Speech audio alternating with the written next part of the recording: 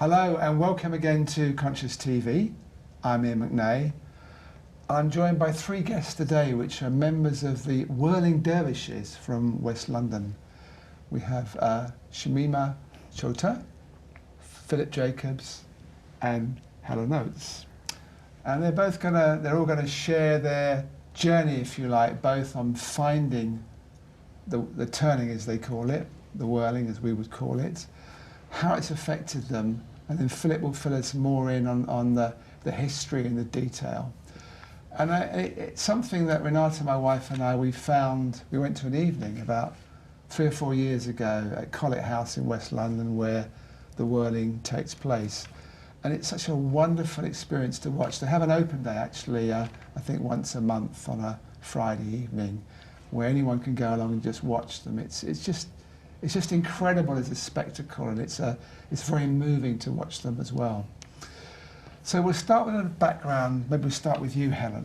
Mm-hmm. So you gave me some notes beforehand. It sounds like you were quite a seeker when you were quite young, and you felt that there was more to life than the average person was living. Just talk us through your journey, if you like, from when you in your 20s until you found out about the turning, the whirling. Well, when I was in my 20s, I did an awful lot of travelling. So I went round the world, basically, travelling and working. And when I came back to the UK, I signed up for a shiatsu massage training because I couldn't afford to do an acupuncturist training at the time, and I was interested in Chinese medicine. So I started my massage training, and in that I came across martial arts and Zen meditation, which I also took up because my looking for something around the world still didn't give me the answers to what I was looking for. So it began a process of an inward journey. I think a lot of us, that we start looking on the outside, don't we, and changing something on the outside. Yeah. Will kind of give us fulfillment, but ultimately we all come back to this point where we have to start going inside. Yeah. So I completed my massage training, did a lot of Zen meditation, and worked really intensely with my martial arts teacher. So, because I'm quite a physical person, so I like moving a lot. And I'd done 10 years of that when I came into coming to watch the Whirling Dervishes. So when I was signed up to be accepted on a Whirling Dervish training, part of me thought it was going to be easy because I'd done 10 years of martial arts, and that was really physically demanding training. And that was where I got a shock because it wasn't easy. So what pulled you to the whirling? I don't know. I just always wanted to do it, and every time I went to try and see it somewhere, I couldn't. Something always blocked it, and I wasn't allowed in the door, actually. So my first question when I came to Colet House, I went to do a voice movement workshop because I did a lot of movement, but I didn't do much voice work. And the guy that was running the course, I didn't know, was a Whirling Dervish. And he mentioned it in the lunch break, and I said, "Can I learn?" And he said, "Well, I think you should come and see it first." And then I said, "And can I learn?" And I think there was a training 6 weeks after that. So what was tough about it to start with for you? Well, it wasn't tough at first.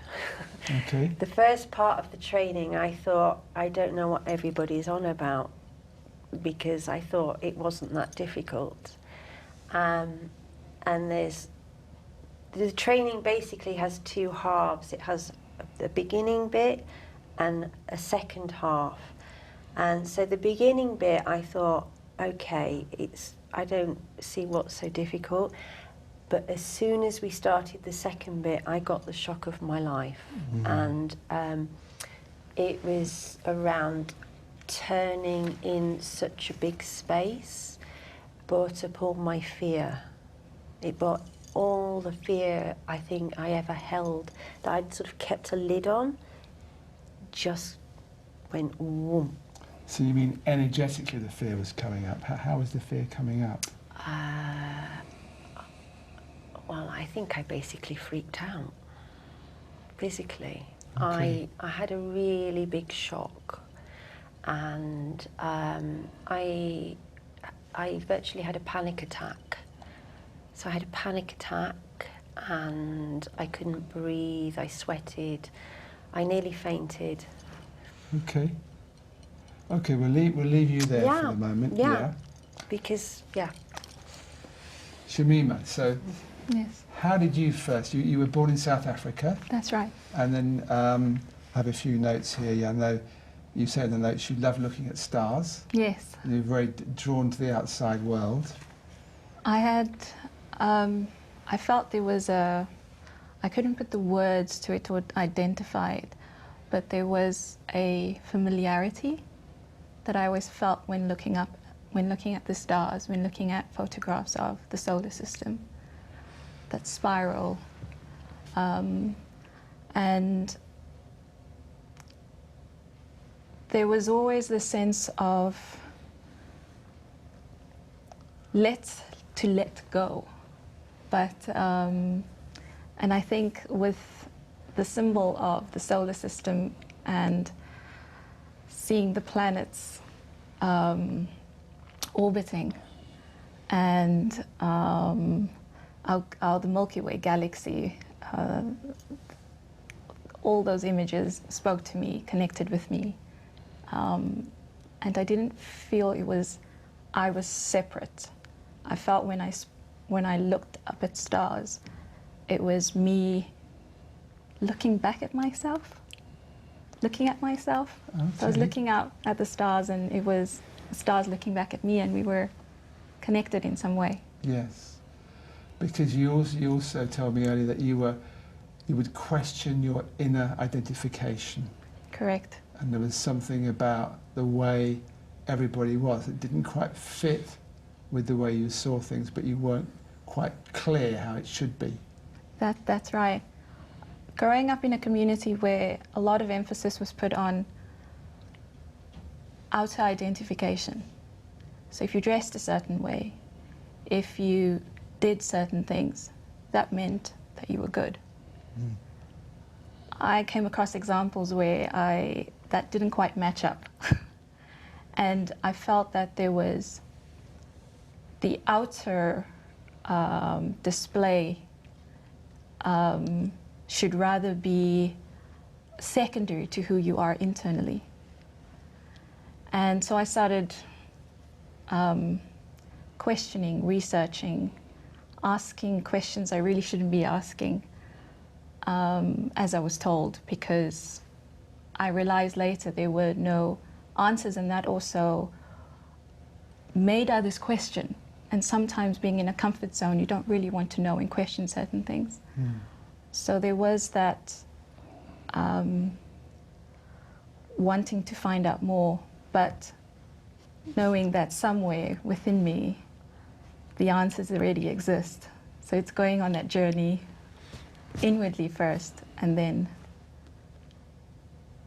taking it from there. And then you moved to London a few Yes. years later, and I know you heard about the whirling and then didn't actually follow it through to start with, but then there was a point you felt it was the right time and you went. And what was your first experience, the first time that you whirled? The first time was, so the first time that I actually whirled was during the training period. Before then, I'd always been an observer. And being an observer, that was such a deeply moving experience. Well, I could not find the words once again, but it all felt familiar. So just sitting there watching other people just really moved something inside you in itself? It did. Okay. And up until the point when I actually turned myself for the first time in a ceremony during the turning period, turning training. There was, I can say that it's been a series of explosions.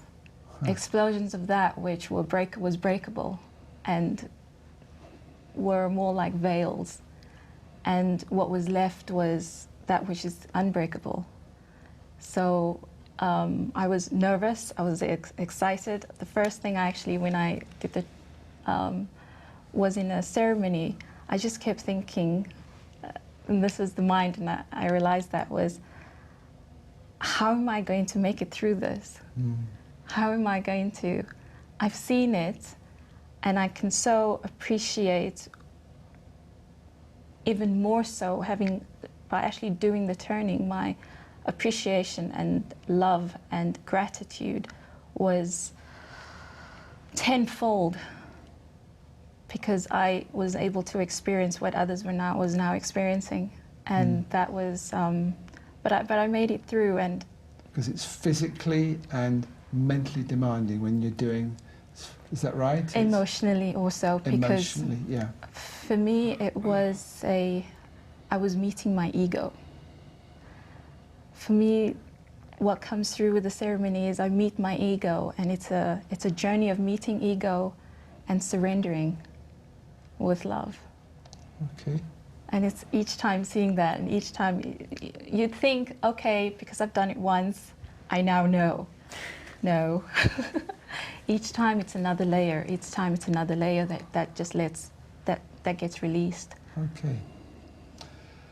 Thank you. So, Philip, you're the what's called the sheikh of the Whirling Dervishes in West London, which means that you're the boss, really, aren't you? You hold it together somehow. I play the role of a sheikh, and it's just like it's your job to play the role of just looking after it and checking that everyone's happy and that people fit into their right roles. So it's not in any way a domineering role, and they don't have to do what I say, but it's just more, you're just sort of caring for the whole thing. Yes.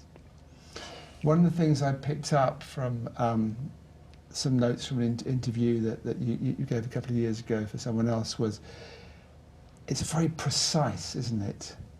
And that's probably what is demanding for people, the precision of how it works. And I don't know if it's connected with this. I remember I read a few years ago the book by De Hartmann about the Gurdjieff movement. They talked again about this precision, about each arm and leg is doing something different at the same time. And I imagine it's the same thing when you're doing the whirling. You've got to be completely present when you do it. I'd practiced the Gurdjieff movements for several years before I became a turner. And when I thought, well, I'm going to learn the turning, I thought this will be like learning another movement. So I went sort of into it quite jauntily. And as Helen and Shamima have observed, I got a real shock. It was just something completely different. And the difference is hard really to put your finger on. I think the actual physical difficulty of learning it can't be underestimated. It really is demanding. But that very fact that it is so demanding is the thing that makes it so potent and powerful, because it demands the whole of you to actually do it and get it and keep doing it in a ceremony. Because of that, everything else which doesn't relate to the ceremony just falls away. So all your daytime life falls away, all the things you've been worrying about fall away, all the things you're anticipating you're going to do the next day, it all falls away, and you just come totally into the present, and you're just in the ceremony, and it really is lovely. Because it has these stages, and apparently one of the first stages is chopping off your head, which I think might have happened to you. I don't know, when I stopped you and you were just talking about going very difficult chopping off the head. So just describe that for us. Yeah. when the dervishes bow into the ceremony, as you come in, you bow into the door. Yes. And that act of bowing is called bash kazmak. And bash kazmak just means literally chopping off the head. Yes. And what it symbolises is that you're letting go of your day-to-day identity. So you have, it's almost like you've got two identities. One is your pure sense of being, which you might refer to as I am. And the other identity is your identity in time, which you might refer to as I am something.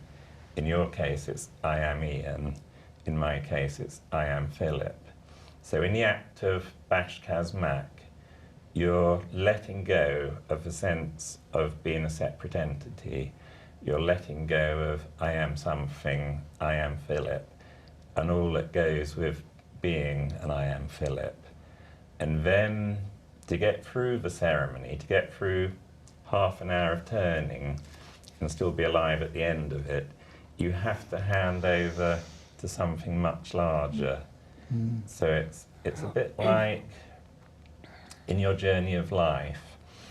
Often when you're quite young, you start off full of confidence and very jaunty, and off you go on the journey. And often in this what appears a great circular journey, at a certain point your life doesn't go the way you think it ought to go. And often you go through these different traumas and unpleasant experiences, and things fall away. And in order to get through the journey of life, at a certain point, life forces you to hand over to something much bigger. It takes you to the point of surrender.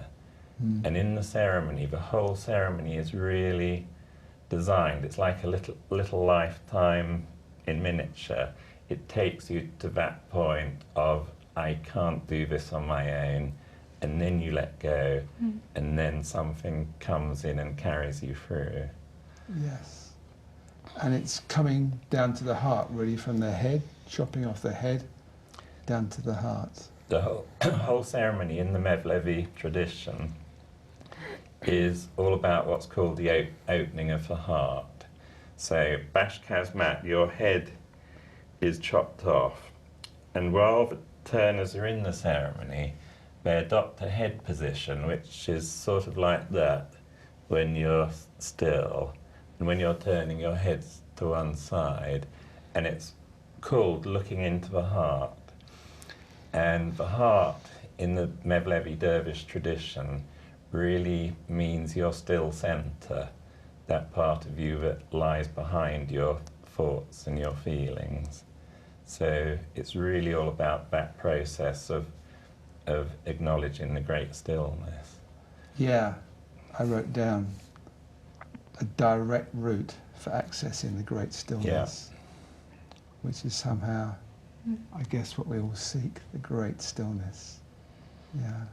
So I cut you off earlier, and I wanted just to move it around a bit. So when you were just to talk us through more about when you had this, I think you said like almost a panic. Yeah, I nearly fainted, actually. Right. It was, my turning teacher caught me, and I landed on the floor and I broke down. And I cried and cried, and I basically got picked up and just spun round the turning floor. And for the rest of my training, all I did was cry. Really? Yeah. Huh. It was like my heart was being softened and melted. Yes. And I put on a protective, it was almost like I wore a protective sort of armouring around my heart. And the process of turning just made it fall away, and it dropped off, and it was all about coming back into my heart, so that I softened and I didn't have to wear it anymore. And it was more that I could open myself to love, which I think I'd just built this protective barrier around. So it was very, very emotional, the whole process of being taught in that way. I was very loved in the process, and the feel now when I teach, it's understand. I understand what happened to me, so it's very emotional. I find it very emotional when I teach new turners, that they're on a journey, and it's knowing it's not easy, and they're going to be lovingly held while they go through that process of, we call it burning of the heart. Okay, I think Shamima, again with your notes, when you went, you were saying that emotions that you thought you dealt with Yes. would come up again.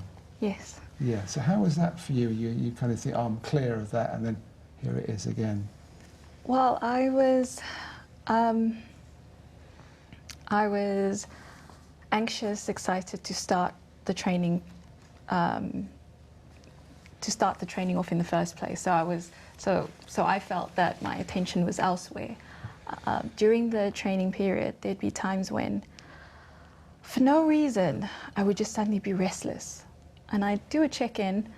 You know, things are okay. Why am I feeling like this? Why am I?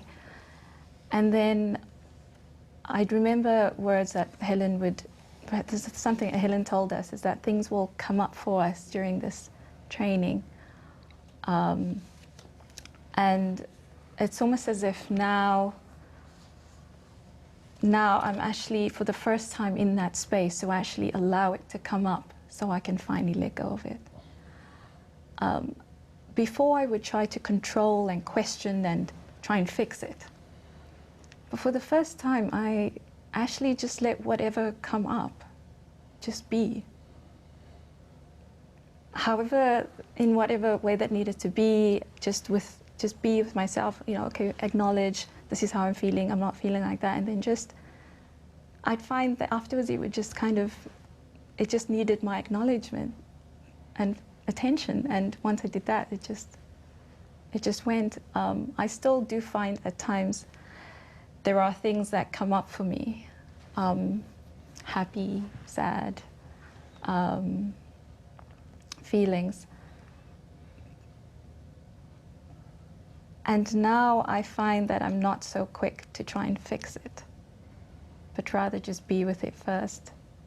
It seems like there's a process happening without you doing anything about the process. That's it. And I thought I just had to focus on the training and make sure I put my feet in the right place, and just make sure that I show up basically also for the training. Because for one, dedicating and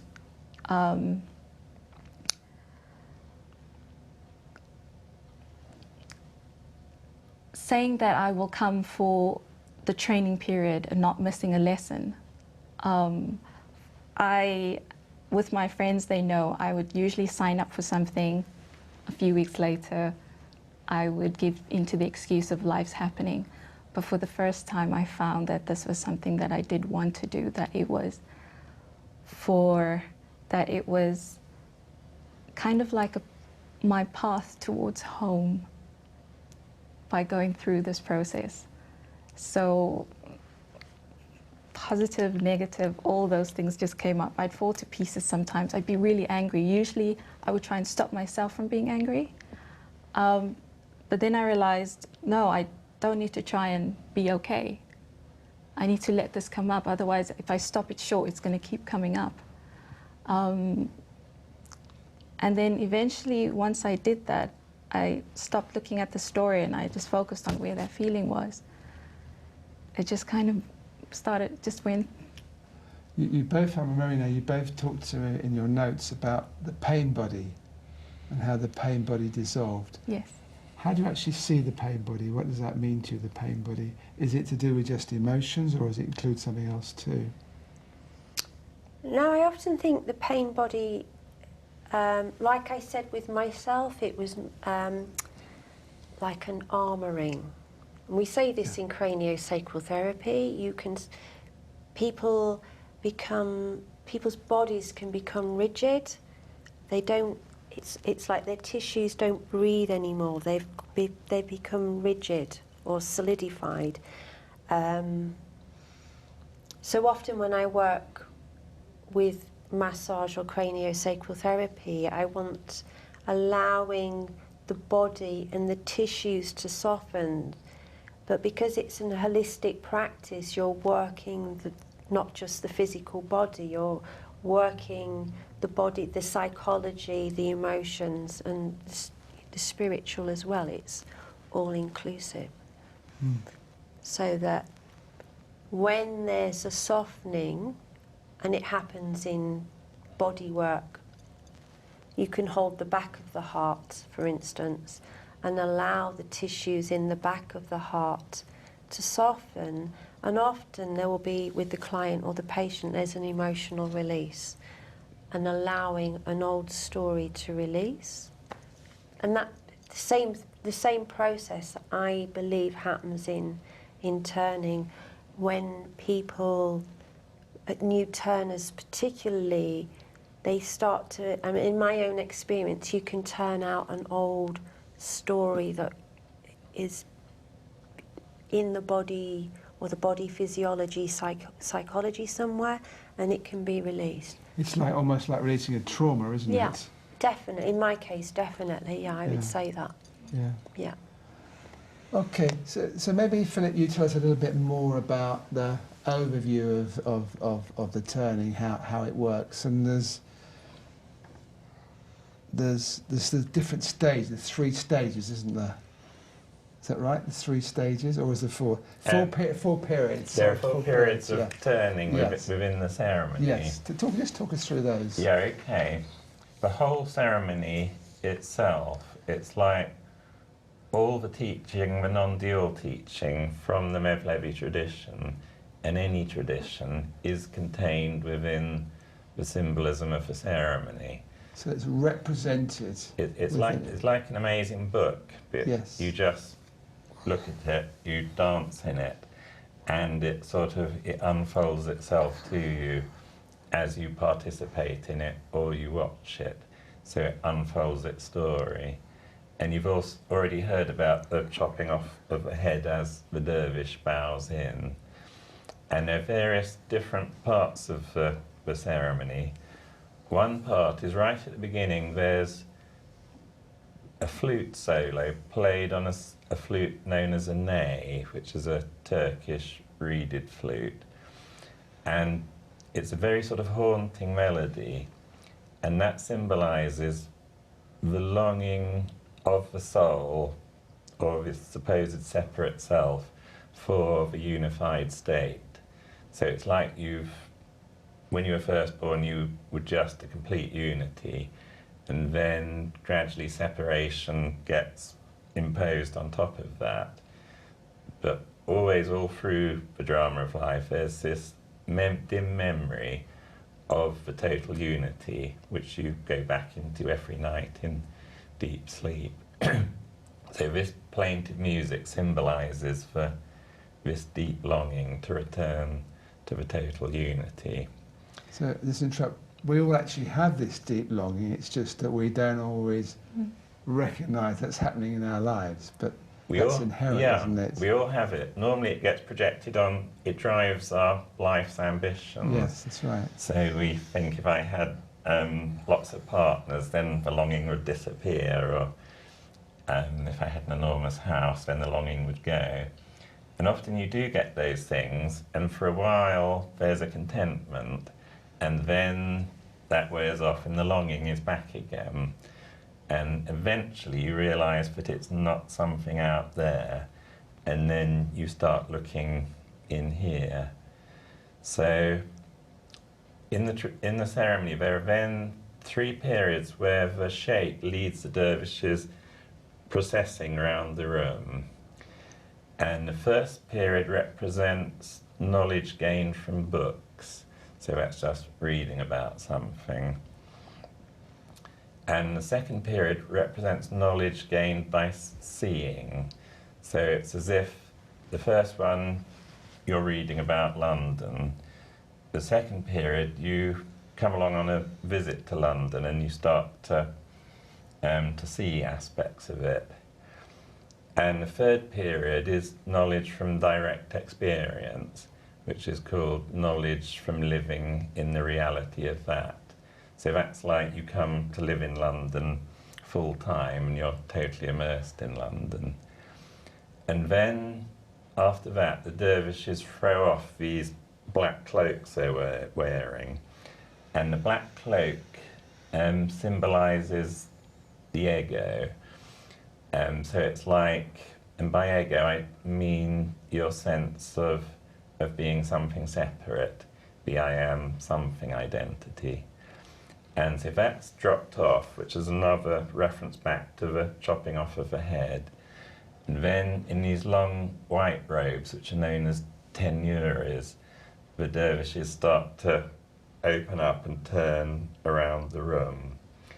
And that's the 4 periods which you relate to. They're known as salams. And there are 4 different periods of turning. And the first period of turning is known as shariat. And that relates, in the Islamic tradition, it relates to Sharia law and conventional religion. And all religions have both an inner aspect that deals with direct realization and an outer aspect which is much more to do with conduct and rules of behavior.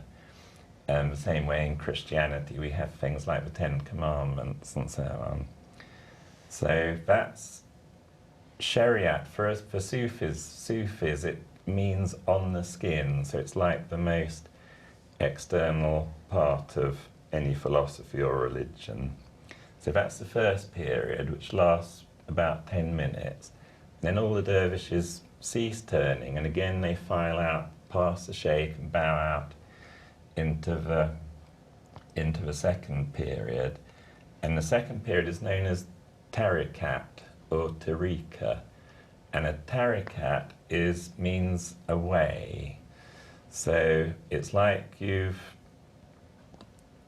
realised that something's missing and you've started to look inwards. So then you go and find a method or a teacher and a way, and you're shown this process of going inwards to access the great stillness. So that's the second salam. And the third salam is known as harikat. And that really means annihilation in the beloved.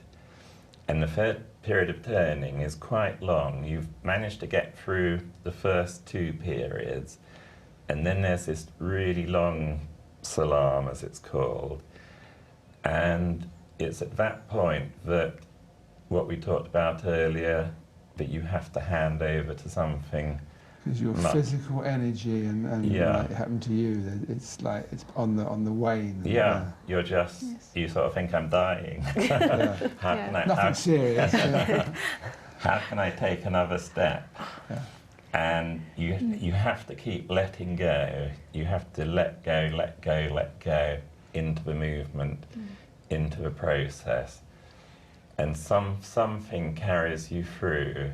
But there's also a strong element of trust here, isn't there? Yeah. I don't know if you want to comment on that, either you guys, about how that is for you, because that must be the first time you get to this point where you feel like you're dying or whatever, you're exhausted, and you've got to trust that there's a way through.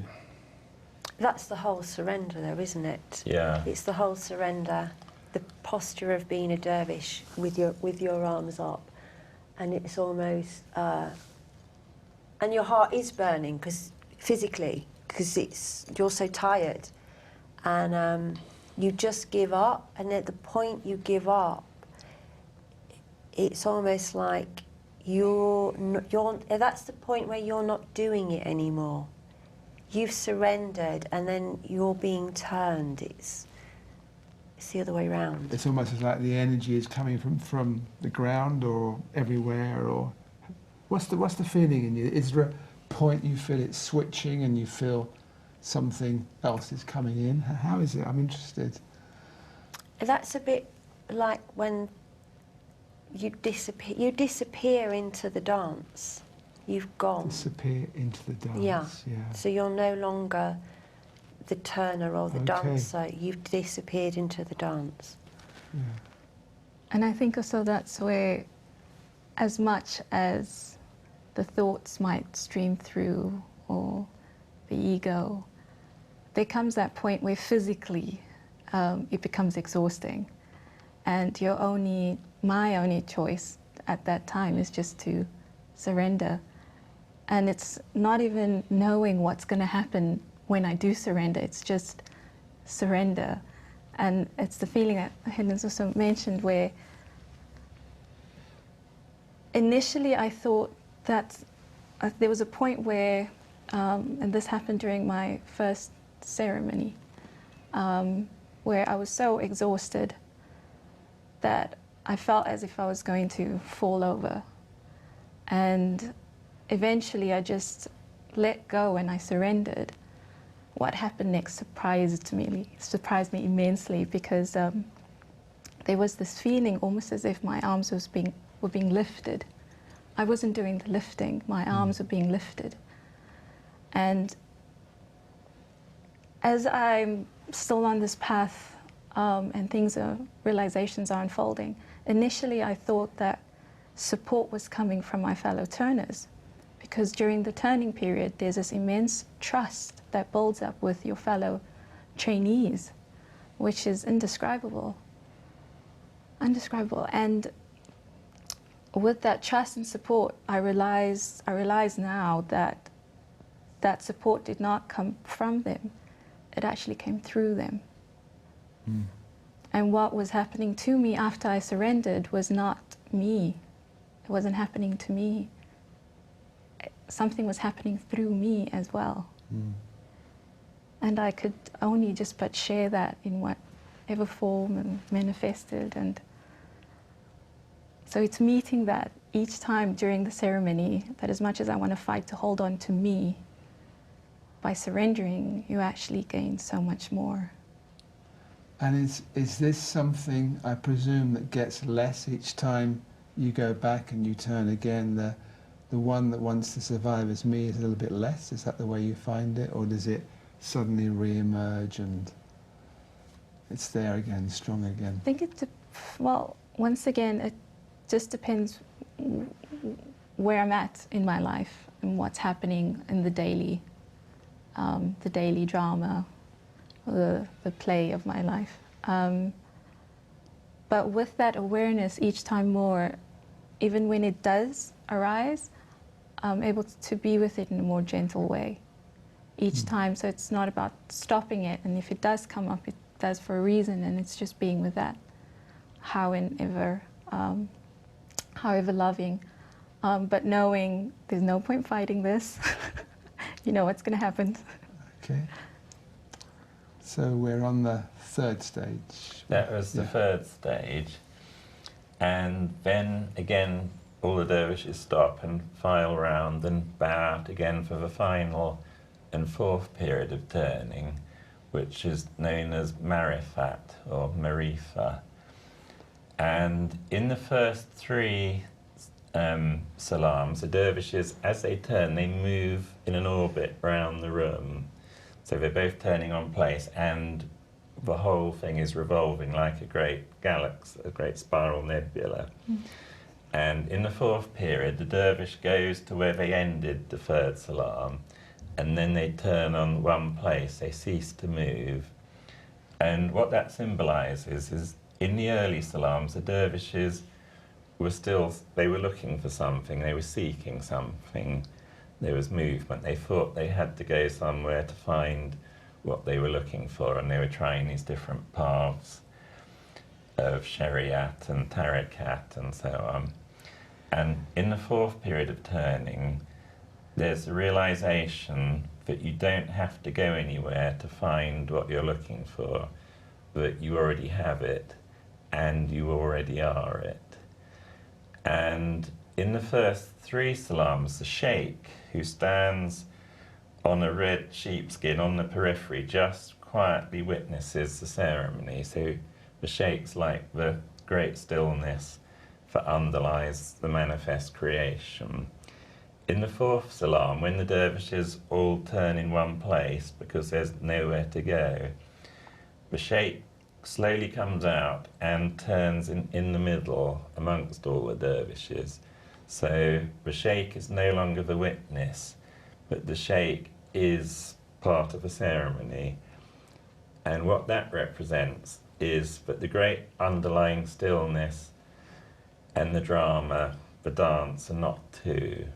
So it's like consciousness, the manifest creation, isn't only the manifestation of consciousness, it is actually the very substance of consciousness. There's no division. And is that something you feel when you're standing there as the sheikh? When you're standing there on the skin, all you really do is just witness the ceremony and love the dervishes as they go past you. So that's, loving them is very easy because they're all very lovable. They look like it. Yes. And when you go out in the middle, you just turn. There's nothing else but just for turning.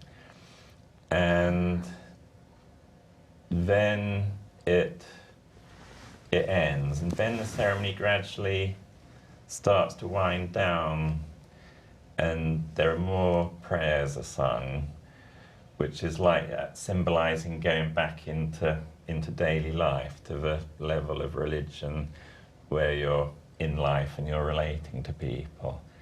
So it's like in the ceremony you learn this great secret, and then you gradually go back into ordinary life and you live your life, but with the great secret. With the great secret and hopefully the great stillness as well. The great stillness. Yeah. That was when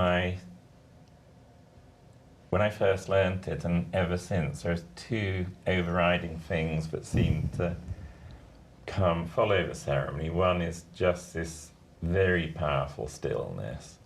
It's so powerful, it's like it's sort of roaring at you almost. I don't know how to describe it. I like that. The stillness is roaring. It's roaring. It's so potent, it roars at you. And the other thing that comes with that is this great unconditional happiness. So you're very happy, not because of anything, you're just happy because you are. And at first it's like you have that, and then it sort of lasts for a few days and then it fades. And what I think happens over time is you notice, it's not that it fades, you notice it was there all the time, you just hadn't noticed it.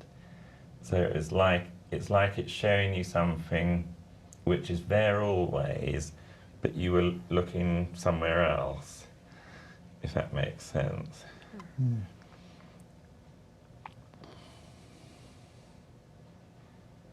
Well, people who are watching this, who are interested, what are the practicalities? So obviously they need to be able to get to West London, and do you have a little test first to see if they're going to be eligible? What's the practicalities? The practicalities, if anyone feels they want to do it, is first of all, because it's a very demanding and tough training, you need to come and watch it. And while you're watching it, it needs to sort of speak to you. You need to watch it and think, I really want to do that. If you think, oh, I might just give it a whirl, No pun intended. no pun intended, then it'll probably be too difficult for you. Yeah. You've got to have that really strong desire, I really want to do this. And you'll know that when you watch your first ceremony. Either you'll think, this isn't for me, or you'll think, this is for me. And then you would contact either Helen or myself, and we normally arrange a sort of meeting for potential new people, which is like a big interview. And they also have to fill in questionnaires as to why they want to do it, and health questionnaires, because you need to be moderately physically healthy Yes. and stable to do this training. And then we make the selection really on the basis of how keen they are and how much they express this desire to do it. So can people come along and just try it for one evening? Is there an open evening where you can go along and... Yeah, we have, we do the ceremony on the first Friday of the month and the third Friday. Then every Tuesday and every other Friday we have what's called a turning practice, and that's where the regular turners practice their technique, not in robes but just in ordinary casual clothes. And anyone who wants to can come along to that, and we'll teach them a very simple technique called slow turning, which you can learn in about 2 or 3 minutes it takes to learn it. And they do that in the middle of the room while the older turners are turning around them. And that gives them a feeling for the technique and for the group, whether they like the group and whether we like them. So we all sort of get to know each other, and they can see if it suits them or not. And is it, you know, Helen, you're a teacher now, Shamima, you've done the course. Is it something that you keep going with on a regular basis? It's like, it's not something you learn and then you just do now and again. It's something becomes part of your practice in a way, is that right? We ask people who are doing the training to, if they really want to keep at it, to come weekly for a year. Because, okay, it's a big commitment. Yeah. Yeah. Because when you do your training, I as a turning teacher, will work a lot on building their stamina. Yeah. Because it's, as you know, it's tough. Yeah. If you don't practice as soon as you finish your training, then you'll lose a lot of stamina really quickly. Some people, if they're really fit, can pick it up very quickly, but if you go off straight away and then 6 months later you decide you want to come back, that can be quite a daunting prospect. So, and I mean, when I learnt to turn, I was so frightened when I finished it that I wouldn't be able to carry on because it was so challenging on so many levels. I just turned every week. And after a year, it got a little bit easier. Took a year to get a little bit easier. Yeah, to get a little bit easier. Yeah. So, and then... this is not something you do on a whim, is it? No. I didn't quite know what I was signing up for when I joined. But it's so powerful. It literally changed my life. So, and the life-changing thing about it was I became a much happier person, and that made a big difference. Great? Yeah. I'm looking at the clock, and if we're going to include some whirling at the end, not happening, I might add now in the studio, but some film of the ceremony, we ought to finish off now. So I'm going to thank the three of you very much for coming in and sharing your experiences on Conscious TV. Thank you. Thank you. And I'm going to thank, as always, people for watching. And I suppose I'm going to give you a challenge. If you live somewhere near London and you have enjoyed the programme, why not go along one Tuesday, isn't it, where you can go as a trialist, if you like. Yeah. And have a go, because just through watching it, I got something out of it. So thank you again for watching, and we'll see you again soon. Goodbye.